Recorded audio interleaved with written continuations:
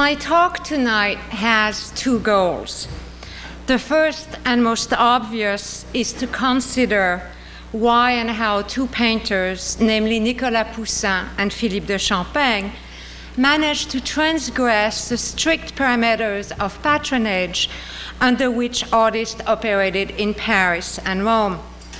On the screen are well-known works by the masters, Poussin's Arcadian Shepherd on the left, and Philippe de Champaigne ex voto on the right. Poussin and Champaigne, after establishing themselves as painters, manipulated the traditional artist-patron relationship to gain as much artistic freedom as they could given the social context in which they lived and worked. The second and more personal goal I have set for tonight is to introduce you to Philippe de Champaigne, a painter some of you must know, but who, on the whole, has not received the attention he deserves. Champaigne and Poussin were near contemporaries. Poussin was born in Normandy, but spent his entire career in Rome, save for his stay in Paris from 1641 to 1642. Champaigne was born in Brussels, but came to Paris at the age of 19, never to return to his native city, except briefly to settle family affairs. Regardless of where they were born or lived, they were both and are still considered French. And you can see that France's generosity in offering its nationality to any good artist it can find, like Van Gogh, Picasso, and Brancusi, goes back a long way. Champaigne and Poussin had rather untraditional apprenticeship. Neither of them could afford the fees of a prestigious master, such as Peter Paul Rubens. Neither came from a family of painters, which simplified learning the rudiments of the profession. And finally, neither Champaigne nor Poussin had much patience with the traditional apprenticeship. They both spent only a brief time in the workshop of Georges Lallemand, who ran the most influential studio in Paris during the first 2 decades of the 17th century. On the screen are two works by Georges Lallemand, which are now at the Musée Carnavalet in Paris. For the group portrait entitled Les Échevins de Paris, Lallemand's composition, with its figures kneeling in frozen poses, follows the established formula, and yet he painted the individual heads of the magistrate with great naturalism. The Saint Martin sharing his cloak with a beggar, a brilliant adaptation of the late 16th century French Manierist style, is typical of the many large altarpieces that Lallemand and his studio painted for Parisian churches. Since Poussin's artistic training was still rudimentary, he entered Lallemand's workshop as an apprentice.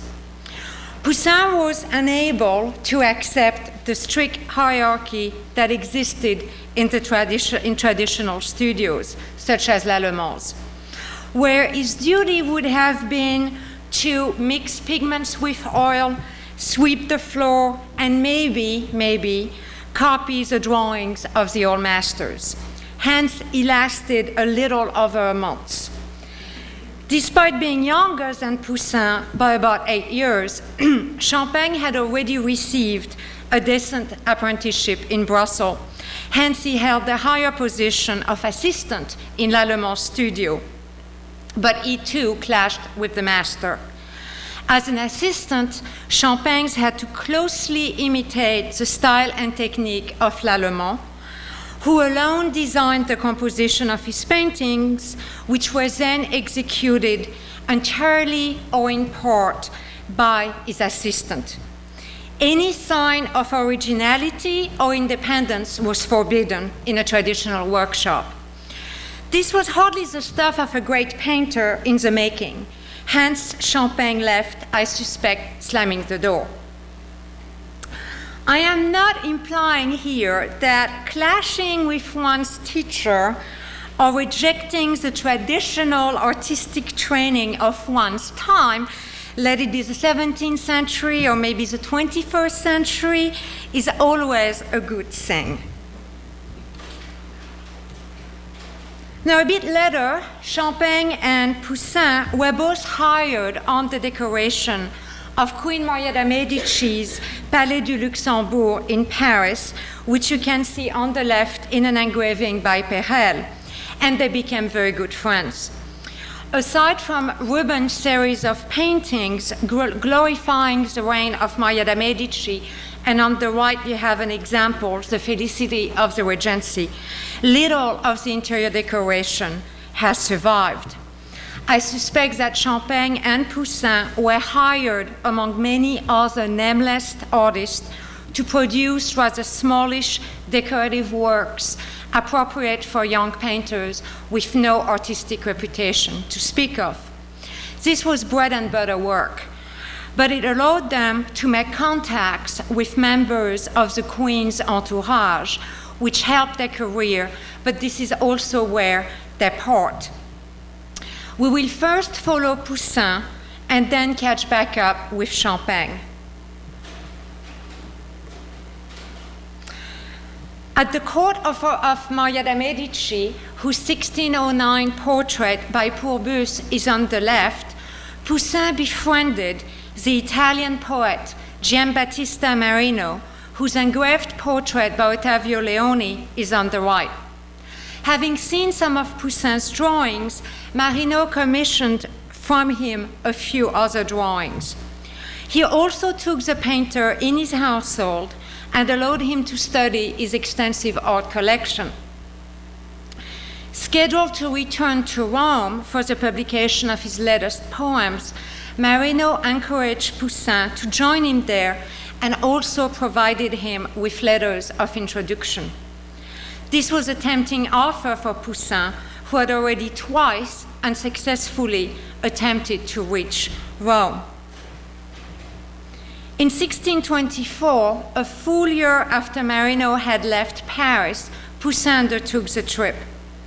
His first 5 years in Rome must have seemed like a never-ending uphill struggle, and his misfortunes are candidly recorded in his red chalk self-portrait on the left, which he drew during those difficult years.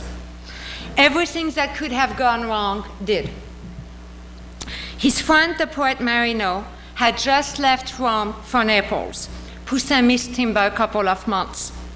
His letters of introduction turned out to be momentarily useless.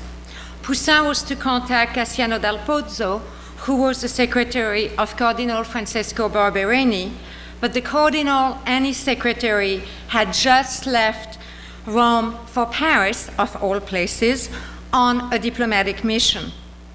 Then, Poussin nearly lost his right hand in a brawl with a gang of unruly Spaniards. And if that was not enough, he became seriously ill, probably with syphilis. He might have died, but for the good care of his neighbor, the cook Jean Duguay, whose daughter Anne-Marie he married in 1630. Without contacts, Poussin did what all other artists seeking fame and fortune did. He produced small paintings, and tried to sell them to get the attention of a patron. The two battle scenes on the screen were probably painted just after he arrived in Rome. They illustrate episodes of the Hebrews' conquest of Canaan under the leadership of Joshua. Joshua's victory over the Amalekites, now in St. Petersburg, is on the left, and his victory over the Amorites in Moscow is on the right. These remarkably clumsy pictures are not what we're used to when we think of Poussin's oeuvre. We see a jumble of figures on a shallow stage with none of the compositional clarity and elegance of his later work. And a few sloppy, anachronistic details can be spotted, something that Poussin never did again. In the picture on the left, the soldier in the upper left corner, right there, sports a full body armor, clearly not what Old Testament warriors wore. In the Moscow picture on the right, an important figure in the left foreground holds a contemporary rapier that was in use in Southern Europe in the 1620s and 1630s. Sources tell us that Poussin sold several battle scenes for a mere 7 scudi each. And to give you a range, about 10 years later, his paintings fetched about 100 scudi each. Poussin also produced drawings upon settling in Rome. On the left is his view of the Ponte Molle, and on the right is a study of a tree. Poussin, who had just turned 30, must have felt discouraged. He was not established, and he didn't have a patron. The role of a benefactor or a patron in launching a young artist's career in the center of Rome cannot be underestimated. For instance, the 17th century biographer Giovanni Battista Passeri wrote in his Vitae, or Lives of Artists, quote, "To establish one's name, it is vital to start with the protection of some patrons," end of quote. The protection of a patron that Passeri justly saw as vital could take 2 different forms. To launch an artist's career, a patron could commission easel pictures and secure public commissions. In the case of Poussin, Cardinal Francesco Barberini first fulfilled this role. Upon his return to Rome, the Cardinal commissioned from Poussin 2 easel paintings, and a few years later, he helped secure for his protégé an altarpiece for St. Peter's, the most prestigious commission an artist could dream of in Rome. The second form of protection that a patron could provide to launch the career of his protégé was to make him a member of his household. You might remember that Marino, the poet, had made Poussin a member of his Parisian household. The advantages at the time for Poussin were clear: free room and board, access to a good art collection, and probably a small stipend. In exchange, Poussin was to read to Marino, who was often confined to his bed with a painful kidney disease, and to produce a series of 11 drawings illustrating Ovid's Metamorphoses. On the left is the birth of Adonis, a brown ink and gray wash sheet belonging to Marino's series. On the right is an allegorical scene also done in brown ink and gray wash, which has sometimes been associated with Marino's patronage, but I think that it might have been done a little bit later because the style is more fluid than in the birth of Adonis on the left. All accounts point to Marino's fairness and kindness toward Poussin, and thus far you might agree with me that this arrangement seems quite agreeable. However, other artists were not always that lucky. For instance, when the established artist Andrea Sacchi entered the household of Cardinal Antonio Barberini, he was placed at the lowest level among 3 slaves, a gardener, a dwarf, and an old nurse. It took him 3 years to move up to the highest category of in-house protégés with writers and poets. To take another example, Caravaggio's first break in Rome was when he was taken in by Monsignor Pandolfo Pucci, a successful churchman with a steady income, but clearly not the most enlightened of all men. He employed Caravaggio not only to paint a few devotional paintings for his hometown, but also to do menial jobs in the household. The board provided in Pucci's residence was so meager, never offering a piece of meat, that Caravaggio soon nicknamed his benefactor Monsignor Insalata, which I like to translate as Monsignor Head of Lettuce. Food was obviously a big issue, as it is to all of us on Thanksgiving's Eve. Pier Francesco Mola ecstatically recalled working for Prince Pamphili because he was fed what the prince's closest courtier ate, namely, quote, fowl, veal, and similar delicacies.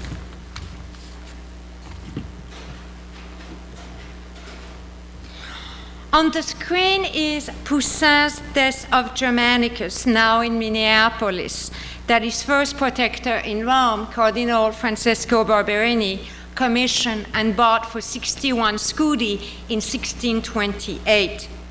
The Roman general Germanicus has been poisoned under the order of Emperor Tiberius, who was jealous of his adopted son's military achievements and noble character. Poussin pulls us first into the picture through the white of Germanicus' shirt and pillows. Then we see on the left the reactions of his loyal soldiers, ranging from despair to a resolve for revenge. And on the right, we see the calm woman who projects a sense of almost abstracted resignation.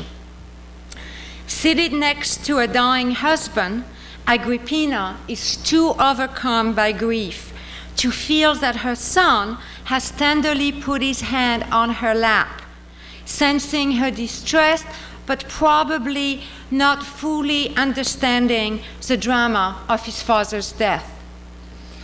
Later, Poussin painted many works using the basic format seen here: an horizontal picture field, a group of figures arranged in a loosely spaced frieze reminiscent of ancient art, and an emphatic use of primary colors.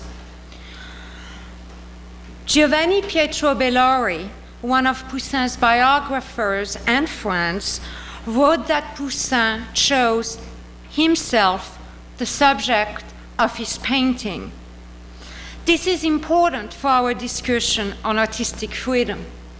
In the 17th century, the great majority of patrons chose the subject matter of the pictures they commissioned, not the artists. Here begins a trend in Poussin's career, characterized both by his choosing himself the subject of his paintings and his working for patrons who let him do as he wished. During his 71-year-long life, Poussin found only a handful of these rare enlightened creatures. Of course, for public commissions, this type of freedom could not exist. On the screen is the martyrdom of Saint Erasmus from 1629, the only public commission Poussin ever painted in Rome. He owed this commission destined to an altarpiece for one of the chapels of St. Peter to his first protector, Cardinal Barberini. Both the subject matter appropriate for the chapel's dedication and the tall and narrow shape of the canvas were imposed on Poussin. At first glance, the viewer is struck by a vivid and monumental image, characterized by a strong vertical composition, broad brushstrokes of bright colors, and large figures painted very close to the picture plane. The dominant figure is Saint Erasmus, stretched painfully backward over a wooden bench, his wrist attached to a stone under his head. His tormentors are involved in the gradual evisceration of the saint, cranking his entrails around a windlass. Poussin did not dwell on the gory details, as I like to do, but he focused on the concept of martyrdom. The action centers around the figure of the high priest at the meaningful moment when he asks Saint Erasmus, one more and last time to worship the idol of Hercules. The high priest's words are illustrated by his pointing to the marble statue of the pagan idol placed on a direct diagonal line from the saint. With this painting, Poussin wanted to show the world that he was in complete tune with the latest Roman artistic development. He knew and used the crucifixion of St. Peter that Caravaggio had painted for the Serazzi Chapel in Santa Maria del Popolo some 28 years earlier, but that was still hailed as a progressive, groundbreaking painting. Poussin followed Caravaggio's lead by minimizing the gory potential of the scene and by using his unsettling technique of painting the action immediately within the picture plane, thus confronting directly the viewer. For the colors, Poussin rejected Caravaggio's traditional dark palette. He elected instead the bright colors favored by the Bolognese school and exemplified in Rome by the fresco ceiling representing Aurora that Guido Reni had painted for the Casino dell'Aurora in 1613, and that Poussin would also have known. When the martyrdom of St. Erasmus was installed in 1629, Poussin had been in Rome for 5 years, which were clearly well spent. He had studied classical antiquities, the Renaissance masters, and all the best that contemporary Roman art could offer.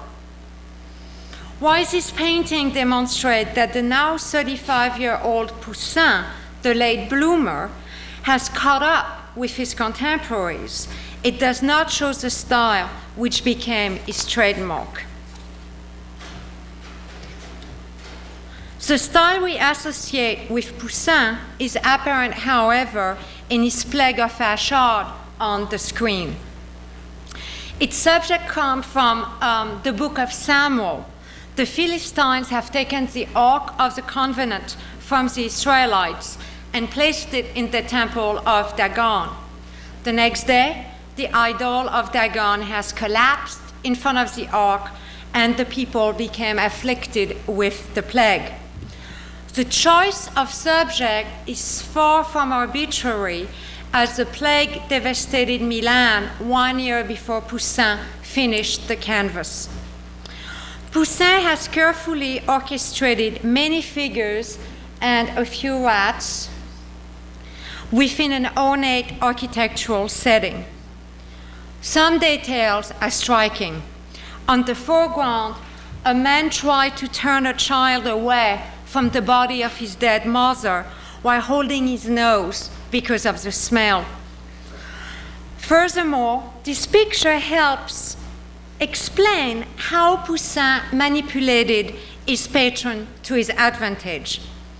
Between 1630 and 1631, Poussin painted this picture and another one that he sold to Fabrizio Valganera for a total of 200 scudis. Valganera was a Sicilian adventurer, a trafficker of stolen goods, but an art lover. He was a prime suspect in the sensational court case of diamond smuggling that mesmerized Rome in 1631. Poussin's testimony at the trial provides invaluable information. He told the court that when Valganera visited his studio, he saw the unfinished Plague of Achard and asked the painter to finish it for him. Then Poussin took the lead and suggested to Valganera that he commissioned another painting devoted to the theme of Flora on the right screen.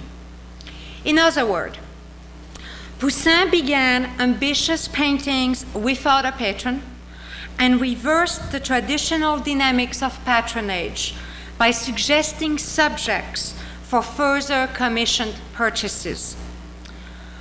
The contrast of mood between the plague and the realm of Flora could not be greater. For his Flora, Poussin painted various flower myths around the central figure of Primavera to create a unique iconography. I think that by suggesting such a delightful subject to Valguarnera for a second picture, Poussin was advertising the broadness of his scope as a painter.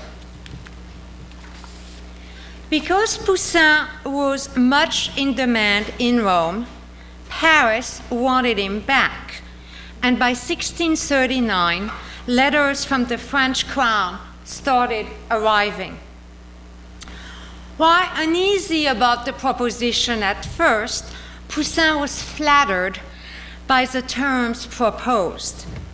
The title of first painter to King Louis XIII, a limited commitment of only 5 years, and a substantial stipend. Hence, he eventually agreed and traveled to Paris in 1641. This trip taught him a lesson about which kind of painter he really wanted to be. His first letters from Paris are very cheerful. He's seeing old friends, making new ones who will become patrons. He's honored, and he's making a lot of money. During his 2-year stay in Paris, Poussin could have made as much as 20,000 livres. Then he was put to work. His duties as first painter to the king included, among other things, that he produced designs for tapestries, paint easel pictures for the king and his minister, as well as altarpieces for churches, and one of them is on the left, and draw frontispiece for books such as that on the right. And last but not least, he had to come up with 2 large decorative cycles for which he had to assemble a team of assistants and train them. For the high altar of the Jesuit novitiate, Poussin painted his Miracle of St. Francis on the screen, which exemplifies the type of work he had to produce in Paris. The iconography is puzzling to me, as Poussin is recorded choosing the subject himself from the lives of the founders of the Jesuit order, namely the miracle of reviving a dead woman that St. Francis and his companion, Juan Fernandez, performed in Japan. Poussin must have been granted no more than 5 minutes to pick this subject, which seems so ill-suited to his talent. Because the canvas is about 4.5 meters tall, Poussin divided the composition into 2 levels, which are not particularly well united. Poussin, accustomed to work slowly and alone on easel canvases that he wanted to paint, barely coped with the never-ending stream of orders thrown at him and the type of work he had to produce. He is recorded bitterly complaining, quote, "I have only 1 pair of hands and a single feeble brain with no one to help or lessen the load," end of quote. Poussin could neither become a court painter nor a jack of all trades. In July 1642, his request to briefly return to Rome under the pretext of fetching his wife was granted, and Poussin must have exhausted a few horses on his way back to Rome. He never had to return to Paris thanks to the timely death of both King Louis XIII and his cardinal minister, Richelieu. Upon his return to Rome, Poussin slowed down his rate of production to meticulously care over the preparation and finish of every single painting, such as his Rebecca at the Well on the screen. His peers could not understand why he no longer wanted to compete for public commissions.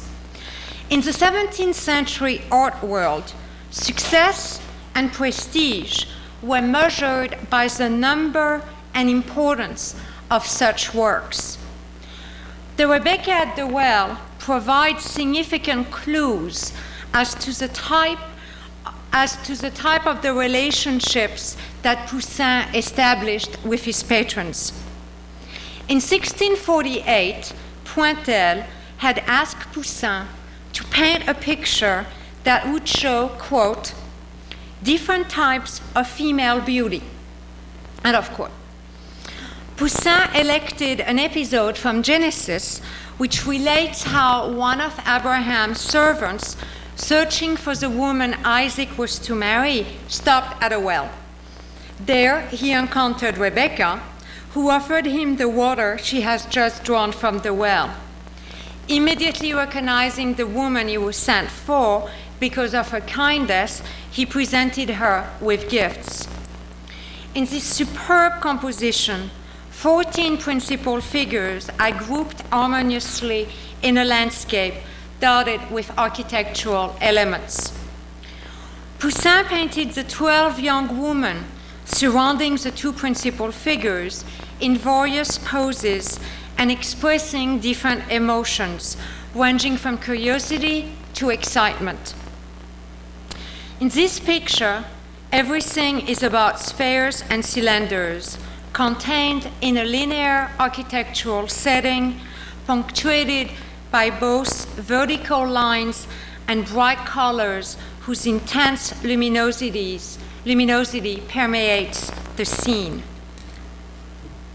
This picture brings to mind a letter in which Poussin discussed the beauty of woman as compared to the beauty of the columns of the Maison Carrée, a 1st century BC Roman temple in Nîmes in Provence. He wrote, quote, I am sure that you will have found the young woman you must have seen around Nîmes no less inspiring than the ravishing columns of the Maison Carrée. After all, the columns are just classical recreation of their living beauty, end of quote. Pointel had asked Poussin to paint a work depicting different kinds of female beauty. I suspect that Pointel had in mind a picture with pretty naked ladies, something like the Triumph of Neptune, now in Philadelphia, that Poussin had painted for Cardinal Richelieu years earlier. We might never know if Pointel shared Poussin's idea of beauty, which is clearly of the most elevated kind.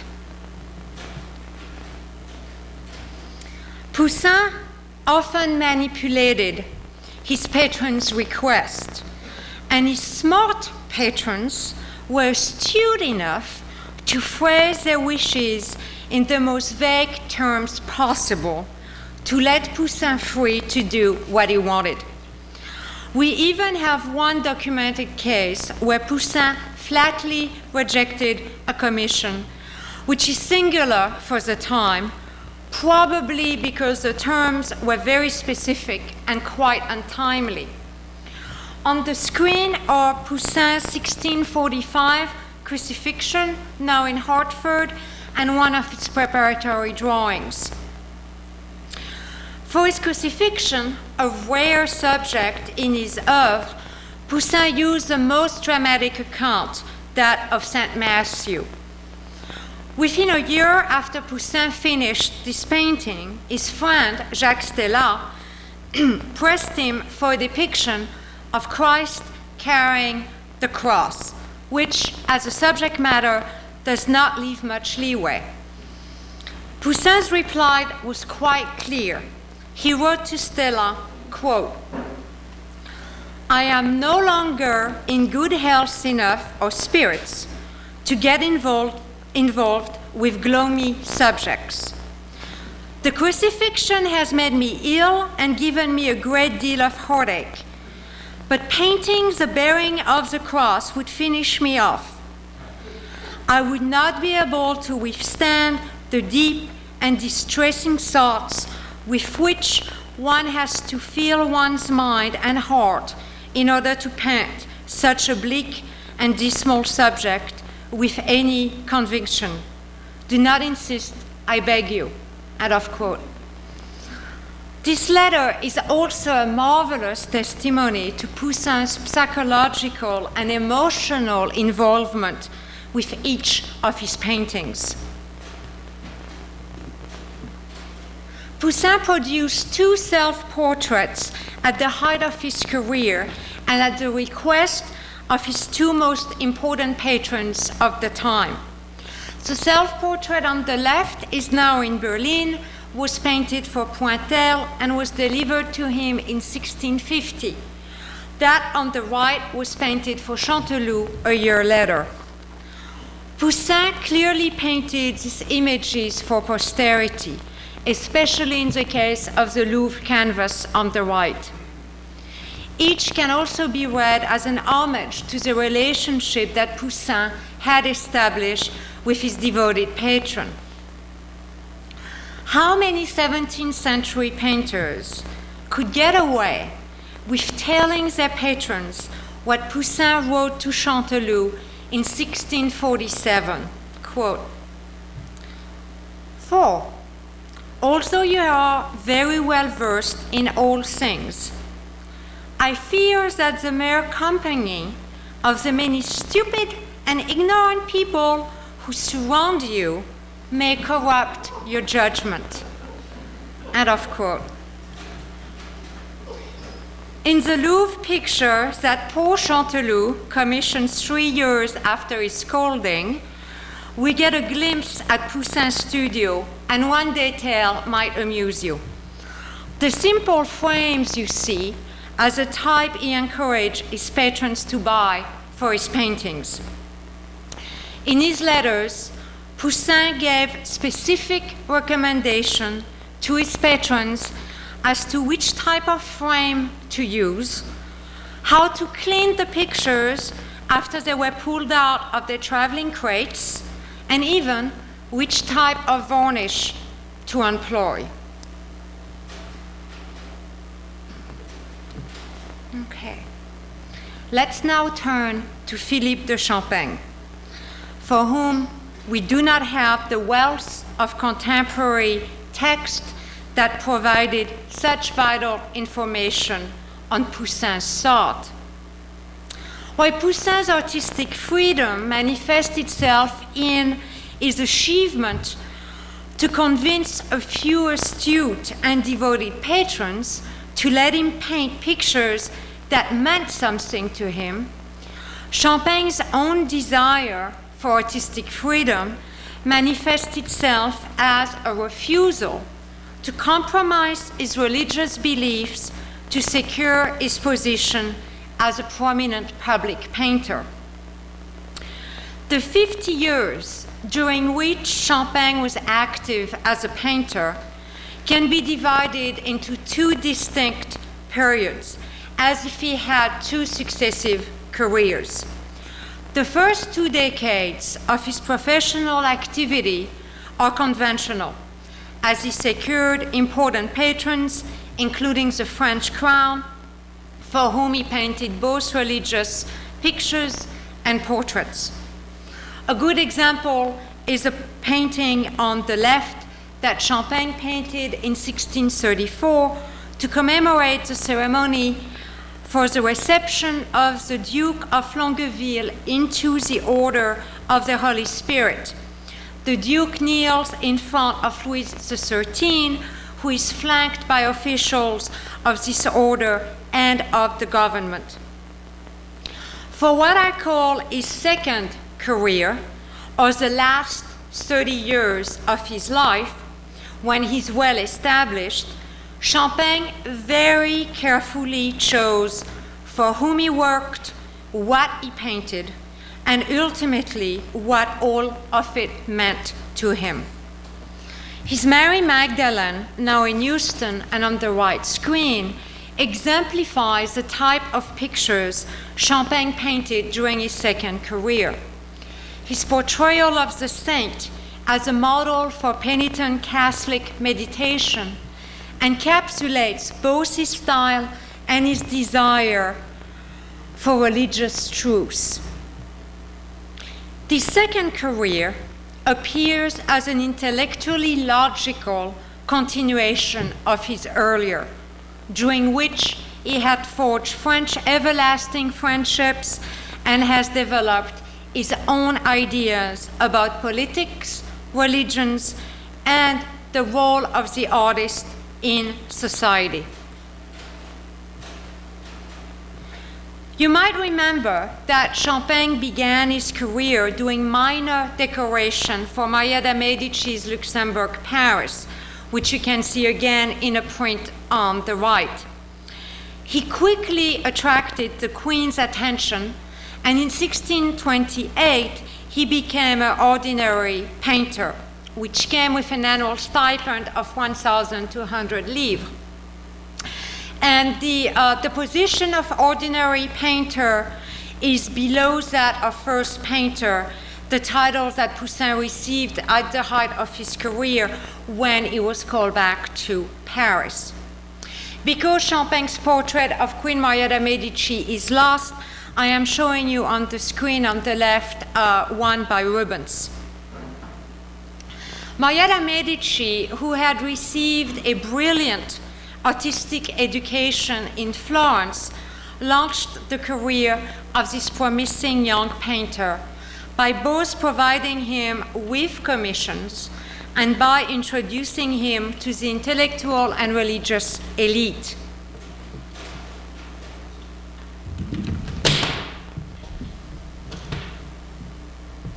The most impressive commission Champaigne received from the Queen is a series of about 20 pictures for the Carmelite convent of the Faubourg Saint-Jacques. On the left, you have an engraving of the church of the convent. Both have long been destroyed. On the right is a plan of the Faubourg Saint-Jacques, and you can see the Carmelite convent was right there. This was a religious district, and at the time, in the 17th century, it was on the outskirts of Paris, which is hard to believe if you know the city today. Maria de' Medici must have realized that the cycle she had commissioned from Rubens to glorify her reign did not address one important aspect of her rule. No picture in Rubens' cycle illustrates the Queen's particularly strong involvement with religious matters at a time when an exceptional religious revival was taking place in Paris. Not only the Queen, but also the Parti des Vaux, a political and religious group devoted to the launching of the Counter-Reformation in France, supported this revival. This movement rejected the ecstatic and spiritual qualities of its Spanish and Italian counterpart to adopt an intellectual and spiritual approach to religion. Due to the Queen's patronage, the Carmelite convent quickly became the first major Counter-Reformation center in Paris. The presentation in the temple, now in Dijon, belongs to the series of 20 paintings that Champaigne painted for the Carmelite convent. The imposing scale and depth of the architectural background, with its strong vertical, horizontal, and curving lines, give a grand and classical backdrop for this scene, which contrasts with the restrained gestures of the participant. In this painting, the 28-year-old Champaigne showed his mastery of composition and perspective. This appears to me quite remarkable, since Champaigne never went to Italy and did not study the great Renaissance masters who were so essential to Poussin's artistic development. While working at the Carmelite convent, Champaigne not only befriended members of the Parti des Vaux, but also unconditionally espoused their cause and even painted their beloved Cardinal Richelieu. Richelieu began his political career as a Devot and as Queen Maria de' Medici's secretary. He also used Champagne's talent for a series of portraits, such as that on the left, which states his ambition to rule France. Convention in portraiture dictates that only kings and military figures stand. Cardinals must sit. The picture on the right, which you might have seen about 5 weeks ago in the New York Times, was painted to be sent to Rome so that Gian Lorenzo Bernini could sculpt the bust on the left without ever meeting Richelieu. From Secretary of the Queen, Richelieu soon rose to absolute power as the almighty cardinal minister of France. Louis XIII, who would rather hunt than rule, gave him carte blanche to lead the affairs of the state. Within a few years, Richelieu declared war on Catholic Spain, and if that did not upset enough the Parti des Vaux, which was opposed to war, Richelieu allied with Protestant countries to fight Catholic Spain. This alliance subordinated the interest of the pro-Counter-Reformation Devot to those of the state and divided the French Catholic community into two opposing political forces. Those against Richelieu and his war were allied to the Parti des Vaux. One could here play the devil's advocate by arguing that Champagne's early relationship with the Devot was only a good career move, since in those days everybody, including Richelieu, wanted to be a Devot. However, after Richelieu got tired of the Devot opposing his regime, only those who did not mind being blacklisted, persecuted, or thrown in jail remained in the Parti des Vaux. For instance, the Devot leader and Champagne's friend, the Abbot of Saint-Cyran, was thrown in jail by Richelieu. And on the screen is Jean Morin engraving after Champagne's lost portrait of Saint-Cyran.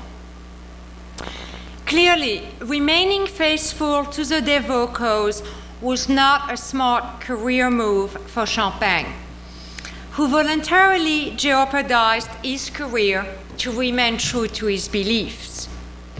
His second career, during which he captured his artistic freedom, starts here. Like Poussin had done in Rome, Champaigne retired from major royal and public commissions, which his contemporaries could not understand, as they had brought him success and fame. From now on, Champaigne painted what he pleased and for those whom he respected. On the screen is a presentation to the temple that Champaigne painted for the high altar of a pro-Devot church in Paris. The picture is now in Brussels. And I would like to contrast this picture with that he painted some 17 years earlier for the Carmelite convent to get a sense of the stylistic and iconographical refinements with which Champaigne now imbued his paintings.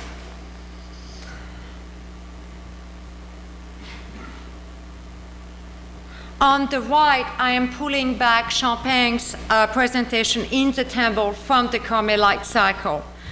In both pictures, Champaigne used a theological iconography based on Counter-Reformation dogma, which was due to his involvement with the Parti des Vaux. For both paintings, Champaigne read the Gospel of St. Luke very carefully. In the earlier picture on the right, the dignified figure of Simeon, the devout man who awaited the revelation of Christ before submitting to death, holds the Holy Child and looks up, searching for God. Behind Simeon, on the right, the prophetess Anna, draped in dark red and symbolizing the synagogue, points at the infant while talking to Saint Joseph, who holds the cage containing 2 doves. Mary kneels next to Simeon with her arms half raised. Soon she will take the doves from her husband and sacrifice them to satisfy the Jewish tradition for newly delivered women. Aside from the presence of all the important protagonists, Christ, Mary, Joseph, Anna, Simeon, and the priest, all dressed in their symbolic colors, Champaigne included 2 details present in the scriptures, but that his contemporaries traditionally omitted. Simeon's eyes are looking up, and Anna is talking while pointing at Christ. For the Brussels presentation on the left, Champaigne also respected the scriptures, as Simeon is still looking up toward heaven, and the chatty Anna is still pointing at Christ. Champaigne, however, changed the setting as well as the number and location of the figures. Mary and Joseph are now on the left. They have replaced the lavishly dressed priest who turns away from us in the first version. Champaigne simplified the complex architectural background to a portico with 4 fluted Corinthian columns. Hence, the monumentality of the later presentation on the left does not rest on its background, but rather on the utmost simplicity of the scene, which focuses on the main protagonist. With absolutely nothing to distract, the viewer must concentrate on these grand figures and on their understated, powerful emotions. Champaigne has now developed a style not fully present in the earlier presentation, fitting his use of Counter-Reformation iconography. On the screen is one example of the type of private devotional pictures that Champaigne produced for his devout friends in the 1640s. In this painting, now in Milwaukee, Moses and the tablets take over the entire composition, and to such an extent that one corner of the tablets and Moses' left shoulder are slightly outside of the picture frame. Moses wears a rich blue robe embellished with gold brocade, which is pinned on his left shoulder by a fibula with precious stones set in gold. His face and his hands are rendered extremely realistically, with such delicate details as the hair of his beard and the vein of his hands. For this painting, Champaigne rejected the conventional iconography to present a theologically accurate image. Traditionally, Moses is represented with horns on his head rather than with rays of light, which you can see right there. The horns come from a mistranslation of a passage from Exodus in which the Hebrew word for ray was translated as horn in Latin.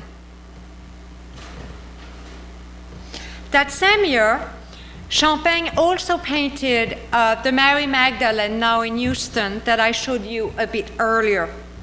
3 crystal-like tears fall on her cheek as she's looking upward to her left toward the rays of light.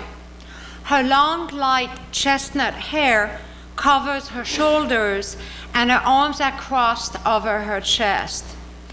This image really embodies forcefully the meditative and introverted aspect of the saint. It presents a spirituality where meditation is an inner dialogue that leaves no space for effusion of emotions. During the second phase of his career, Champaigne does something quite unusual for a 17th century painter.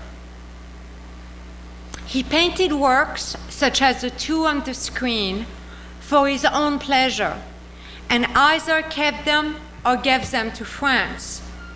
We know of artists giving small sketches and drawing away as token of friendship, but not large finished oil pictures as those on the screen. The crucifixion is over 2 meters by 1.5, and the slightly smaller Ecce Homo is just short of 2 meters by a little over 1 meter.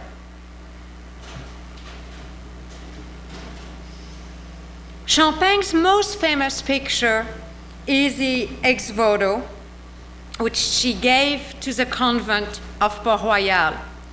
He painted the Ex Voto, also a large canvas, as a thank you for the miraculous cure of his daughter, Catherine, seated quietly on the right. Champagne's daughter, who was a nun at Port-Royal, was struck with an incurable paralysis in 1660. After 14 months of useless medical treatment, the prioress of Port-Royal, seen in the picture on the left, kneeling next to Catherine, declared a novena, or a series of special prayers performed for 9 days. On the last day of prayers, Catherine was suddenly able to walk. Recorded in minute details at the time, this miracle is summarized in the Latin inscription on the canvas.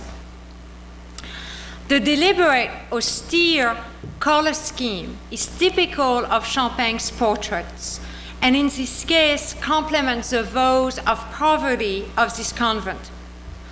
Apart from the teeny reliquary on Catherine's laps, the crimson cross on the woman's heavy robes, and the pale flesh tones of their faces and hands, Champaigne exclusively used shades of beige, brown, gray, and black. The wooden cross on the wall with its 3 nails that mark the places where Christ's hands and feet would have been attached are reminders of his sacrifice. The viewer only knows that a miracle has occurred because of a beam of light enters the windowless cell between the 2 nuns. Probably still unaware of this divine presence, the facial expression embodies a calm serenity matched only by the unquestioned faith in God. Champaigne has hence painted an imperceptible miracle, devoid of exuberant emotions. The convent of Port-Royal, where these 2 women took their vows, was known for both its intellectual endeavors and its unconditional devout beliefs. Champaigne continued to work only for people who shared his beliefs, but he also did the unthinkable. He refused a royal commission.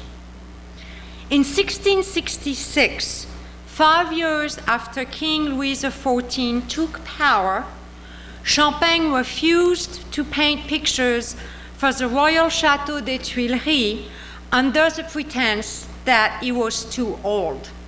He was in his early 60s. But he was clearly not old enough to paint the portrait on the screen the following year, and he actively worked until a few months before his death in 1674. And you might recall that he rejected that commission in 1666. Even Michelangelo, who did not want to paint the ceiling of the Sistine Chapel under the pretense that he was a sculptor, not a fresco painter, eventually proceeded with the commission, of course, after the appropriate amount of complaining. He did not dare say no to Pope Julius II. Within the parameters of 17th century patronage, refusing a royal commission can be equated with signing one's professional death warrant. But Champaigne could have cared less, as he had already been enjoying his freedom for over 2 decades and continued to work for his friends, the Devots. One of these men was Robert Arnaud d'Andilly, whose portrait by Champaigne is on the screen, and his never failing faith in the Devot cause. I believe that even a starving portraitist would have refused to paint the portrait of a man exiled by the king for fear of retaliation. Only Champaigne had the freedom, conviction, and courage to do so. And on the left is Gérard Edeling's print after Champagne's last self-portrait of 1668. And on the right is Poussin's Louvre self-portrait, which Champaigne might have seen in Chanteloup's collection in Paris. Rather than portraying himself in his studio, Champaigne rests under the protection of an old tree, removed from the turmoils of the city. One related aspect to consider when evaluating the artistic freedom of 17th century artists is their finances. Champaigne was a frugal man. His belongings, as listed after his death, shows that he was interested neither in material goods nor in symbols of status. However, throughout his life, Champaigne made judicious purchases of land and properties in Paris, which brought a steady and decent income. Poussin and Champaigne did not seek great fortunes, as so many of their contemporaries did, such as Peter Paul Rubens and Simon Vouet. Satisfied with the pleasures given by painting what they wanted, they both rejected success as it was understood for a 17th century artist. They both retired from the public arena and enjoyed productive but modest lives. Poussin resided on Via Paolina, which in the center of Rome was quiet and a peaceful street. Champaigne removed himself from the heart of Paris in the 1640s and settled in a small house at the edge of the city proper and its surrounding countryside, next to the religious district of the Faubourg Saint-Jacques. In a sense, these two painters achieved artistic freedom by appropriating the power traditionally held by patrons.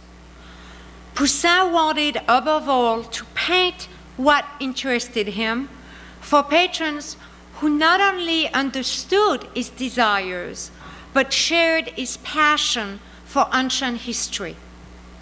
Champaigne flatly refused to compromise his religious convictions, even if the cost was renouncing the successful public career he had achieved. Their convictions, rather than being a burden, freed them from the established mechanics of patronage. Poussin and Champaigne won their artistic freedom by refusing to allow contemporary social constraints dictate their art. Thank you.